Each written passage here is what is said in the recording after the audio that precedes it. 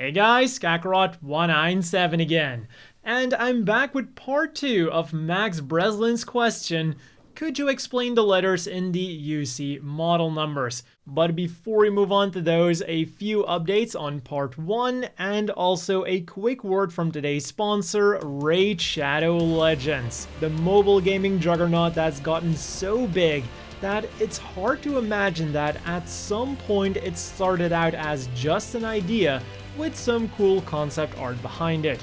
And then they took the internet by storm, became the #1 RPG in the United States, they've got 1 million players logging in every day, and a massive amount of content to discover with your favorite hero. Of course, I've been working on my Crusader, but you know how it goes with these gacha games. Sometimes you just find an upgrade. And with the auto and multi-battle features, I can just sit back, relax, and watch my heroes do all the work while I get all the benefits. And Raid wants you to join in on the fun as well. By using the QR code on screen or the link down below, new players will get the free epic champion Jotun, who is amazing for the Doom Tower, 100k silver, 50 gems, and 3 ancient shards, so you can kickstart your collection of kick-ass heroes. And you'll be able to find these rewards right here for the next 30 days. Now on to those updates. First of all, a few model numbers that I forgot about. For the Federation, there is TGM, which is used on their training machines, so it most likely stands for either training or trainer. Also, in part 1, I said that my personal favorite theory for the meaning of GM, the model number or the mobile suit, is general model. However, a few people also commented that the M might possibly stand for mecha. And not only does this make sense by itself, but when we look at some of the Advanced of Zeta machines, you can even see mecha on them. Granted, these are RX units like the Hazels or the Woundwards, but it still gives us an interesting precedent.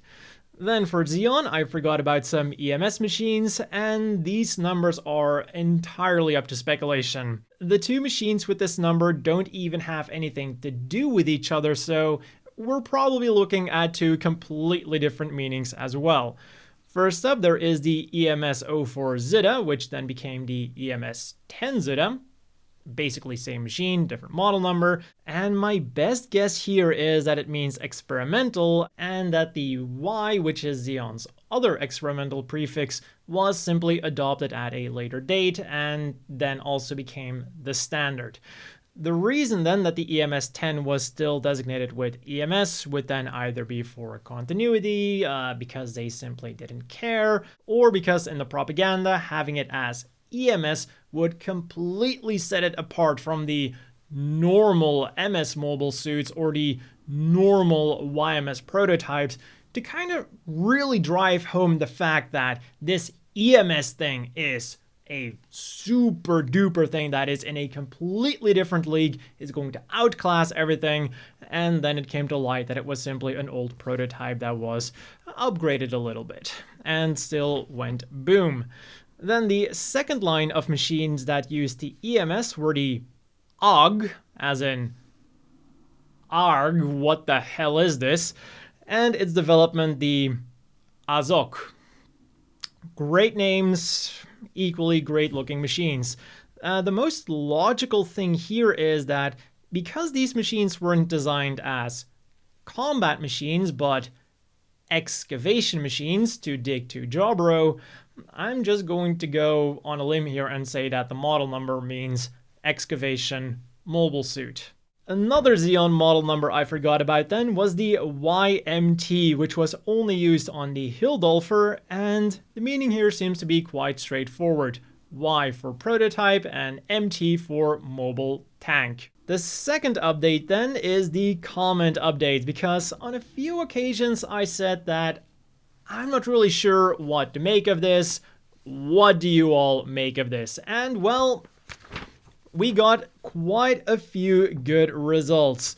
The first thing I didn't have an explanation for was the Jim Cannon's model number.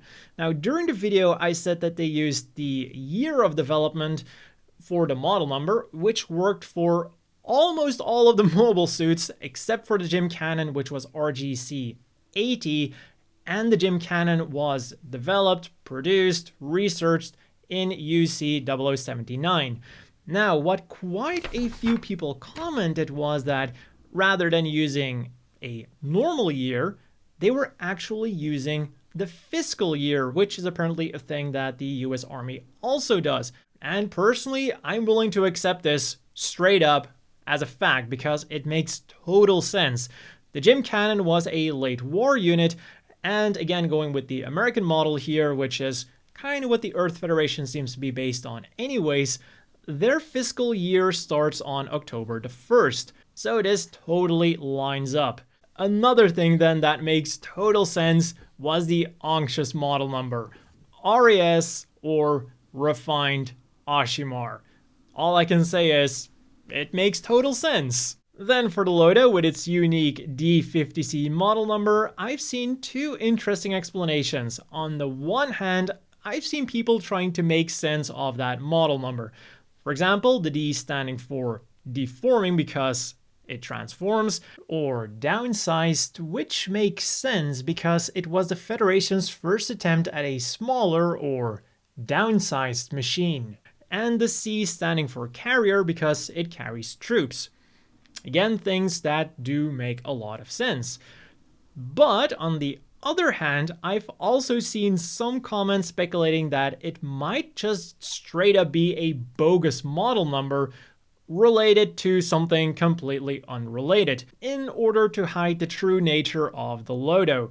Because the Lodo was being used by ECOWAS, a Spec Ops unit, so it would make sense that they would try to hide the Lodo a little bit. So this is one of those situations where really it's up to you to decide because both of the things I just mentioned make complete sense. So we're moving on to the Gustav Karl, and I saw some really interesting speculation here, and my favorite was FD standing for Federal Defender, because every time that we saw it, it was either defending something, guarding something, escorting something, even though the result was not optimal, let's put it like that.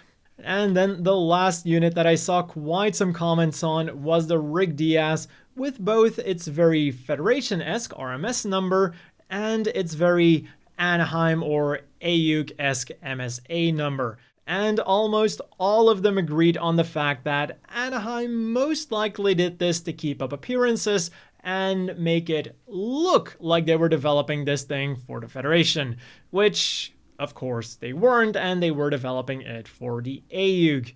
And there definitely seems to be a lot of merit to this theory because later on we see some developments and custom units using the MSA designation. So this could indicate that they switched to MSA after Anaheim no longer had to hide their involvement with the AUG. What I also saw popping up quite a few times was another theory on the RGM versus RMS model numbers that were in use by the Federation. In short, this theory says that the Federation used RGM for the more Federation-esque models, and RMS units were more Xeon-inspired, partially due to Anaheim influences. And while at a surface level, and when you're looking at certain mobile suits, this definitely holds some merit, there are a few issues I've got with this. The first obvious one being the Gym 2, which is very much not Xeon inspired. The second big one being the Barzam. While it might look quite Xeon-esque, this was actually completely developed by the Titans in-house as a mass production version of the Gundam Mark II, with some influences thrown in there from the Hazels. Also very much not a Xeon unit, so none of Anaheim's ex-Xeon engineers had anything to do with this.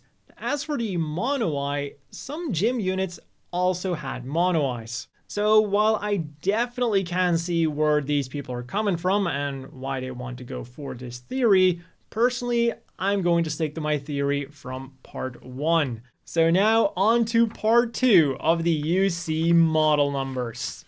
So today we'll be going over the late UC units. And for the most part, the Federation here sticks to their early Universal Century naming scheme, with the exception of the machines developed by their Strategic Naval Research Institute under the Formula Project. The model number starts with an F for Formula and is then followed by 2 digits, the first one standing for the classification of the mobile suit.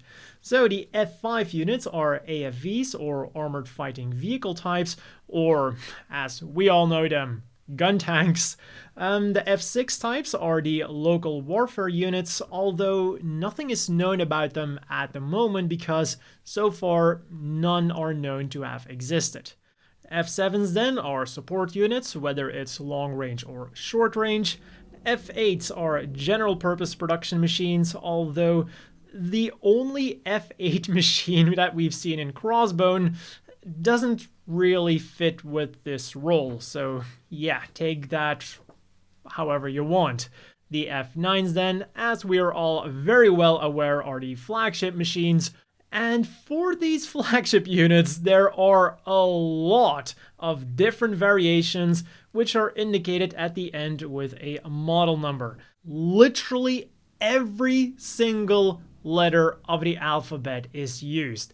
And at the moment, we do know all of the names of the types, but we don't yet know how all of them look. This will change in the future because Bandai is currently very well on their way of making model kits of every single one of them. So without any further ado, here goes.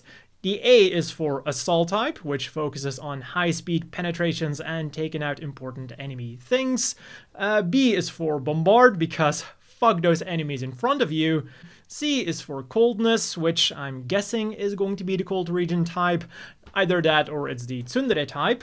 D is for Destroy, because fuck the enemy, fuck his friends, and especially fuck his base. E is for Electronics, or like their version of the Ewag-Zack. F is for Fight, just in case it gets isekai'd into G Gundam. G is for Guards, which I'm assuming is going to be similar to the Gym Guard custom, but then in F90 form. H is for Hover, in case you wanted your F90 to become a Dom. I is for Interceptor, which is kind of like the Gundam Mark II and the Flying Armor, except the Flying Armor can now also be attached to his arm as a shield, so he doesn't lose it. J is for Jacket, and the best thing I can come up with here is like a full armor version of the F90, because the armor is like a jacket. Again, like I said, we know the name, we don't yet know what it's going to look like. The K is for Keep, which I'm going to take as keeping the pilot and his friends alive, because it features 6 eye-field generators and a prototype Mega Beam Shield. L then is for long range, which is probably a sniper version. M is for Marine, the underwater variant, because the Aqua Gym and the Marine Gundam were already obsolete in Unicorn, and they most definitely were obsolete in the 110s. N is Top Secret. Gee, I wonder what that could be. What top secret illegal to use weapon could possibly start with an N? I'm not saying it's armed with a nuke, but quite sure it is. O is for Officer, or the commander version of the F90. P is for Plunge, which is like a clunky ripoff of the Zeta Gundam, whose sole purpose in life seems to be to make the Rigazi feel good about itself. And, oh yeah, it can also enter the atmosphere, because, you know, it plunges down to Earth. Q is for Quick, as in the designers were quickly running out of ideas, because this is already like the 3rd high-speed version of the F90 we've seen. I just hope that this is more like an agility-focused machine to somewhat set it apart, but whatever. R is for Reconnaissance, it comes with a camera to take pictures. S is for Support, or more specifically, Fire Support. T is for Tracer, because I don't know. U is for Uplift, which is like a space shuttle designed by a 5-year-old.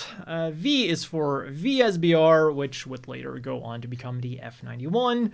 W then is for Warbird, which according to Wikipedia is any vintage military aircraft now operated by civilian organizations, individuals, or in some instances by historic arms of the military forces. Somehow my gut feeling is telling me that's not really the definition they were going for. Anyways, this was later developed into the F-99 record breaker. X is for extra, as opposed to all of the other packs, which definitely don't add anything extra. Y is for Youngstar, and is apparently just the F-90 Unit 3, which was then developed into the various Crossbone Gundams. And then finally, Z is for Zero, which we know nothing about other than the fact that it was also listed as the model number F0. The second digit then simply seems to be a sequential number. There's also one special case, and that is the RXF-91 Silhouette Gundam, which was an attempt by Anaheim Electronics to compete with Sindri's F-91 Gundam. They did this by using stolen data of the F-90V type and developing a functionally very similar machine, even down to the model number. My best guess here is that they used the Federal RX prefix for test machines because they were pitching it to the Federation, and then added the F-91 to make it very clear with which machine they were competing. At the same time then, we have the Crossbone Vanguard and friends flying around, and they take a very simple approach. XM for mobile suits and XMA for mobile armors. And my best guess is then going to be that the X stands for Crossbone. And the model numbers are equally simple for the Jupiter Empire, where they use EMS for mobile suits and EMA for mobile armors, with the E no doubt standing for Empire.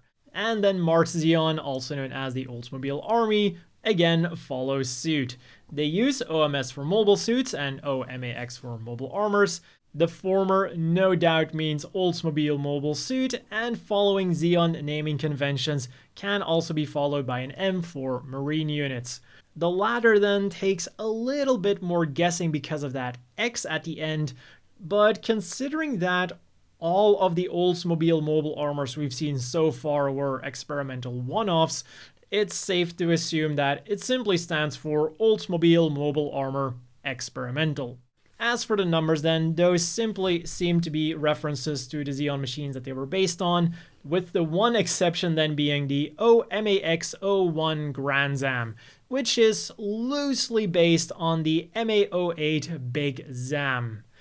Unfortunately, it seems like they weren't able to mass produce the Grand Zam either. And then in Victory Gundam, we get a confusing mess of model numbers that kind of begin making sense when you very carefully analyze them. And the Ligue Militaire is definitely the worst offender here. They start off all simple, LM, standing for Ligue Militaire. Then the first digit signifies how many modules the machine can split into, so for example, 1 for a non-transformable mobile suit like the Gun E's, or 3 for a transformable mobile suit like the Victory Gundam. The second digit then is the amount of generators, the third digit is the amount of thrusters. This is then followed by a letter and a number for the type of the machine, and then finally a sequential number for the variant. And just because they could, there is a different system for add-on parts like the overhang pack for the Victory Gundam. The model number here is SDVB03A, with the A standing for its use, attack or assault, the 3 meaning that it's meant as the third thruster for the Victory Gundam, and then the V, I'm going to assume, stands for Victory Gundam. What the SD stands for is anyone's guess at this point. Now, assuming that that is all correct, there is some weird counting going on with the thrusters. I'm going to assume they're talking about thruster clusters, because when you look at the back of the Victory Gundam here, it has 2 thrusters according to the model number. But just looking at the backpack, there's clearly more. So I'm going to assume that they're taking the backpack as 1 thruster, and then the thrusters on the back skirt as the second cluster, because this way it also seems to match with the gun E's, which again, look at the backpack, it clearly has 4 thrusters, but which would then equate to one cluster of thrusters, which would then equal the 1 in its model number. Things fortunately get a bit easier with the Zanskar Empire. Their model numbers start with ZM, probably standing for Zanskar Mobile, and are sometimes followed with a T for test or prototype mobile suits. This is then followed by a classification letter with S standing for mobile suit, A standing for mobile armor, and D standing for dual or mobile suits or machines with both a mobile suit mode and a mobile armor mode. Now, it's important here to keep in mind that not all transformations here are classified as going from a mobile suit mode to a mobile armor mode. So a transformable mobile suit like the Tomliat is still just classified with an S for mobile suit. Then there's 2 digits for the model number, and the last letter tells us the operating environment, S for space, G for ground, and M for marine. And that wraps up UC. And because I just remembered G-saviour, let's quickly go over those as well. The Freedom simply kept their naming scheme RGM with the date, and then for consent, the model number seems to start with a C for consent. Then we have either an A or a C, which I'm not really sure what either of them would stand for. This is followed by an M, which no doubt means mobile. And then it's either an S for piloted machines, so that could simply mean mobile suit. And then a W for unmanned mobile suits. So that is all for the Universal Century model numbers. Or at the very least, the model numbers from like the mainline, mostly canonical units. In part 3 then, I will be discussing the alternate universes. Potentially there will be a part 4 as well, because like I've only started working on that script, so I'm not sure how long it's going to be. Maybe it'll need a part 4, maybe it'll even need a part 5, depending on how much stuff there is to cover. But I'm on a quest to cover all of them now, so I will cover all of them eventually. So a big thank you to the people who commented, another big thank you to the Patreon supporters. I hope everyone watching has a great day, and I'll see you all next time with part 3 and potentially more parts when we have a look at the alternate universe model numbers. Wish me luck!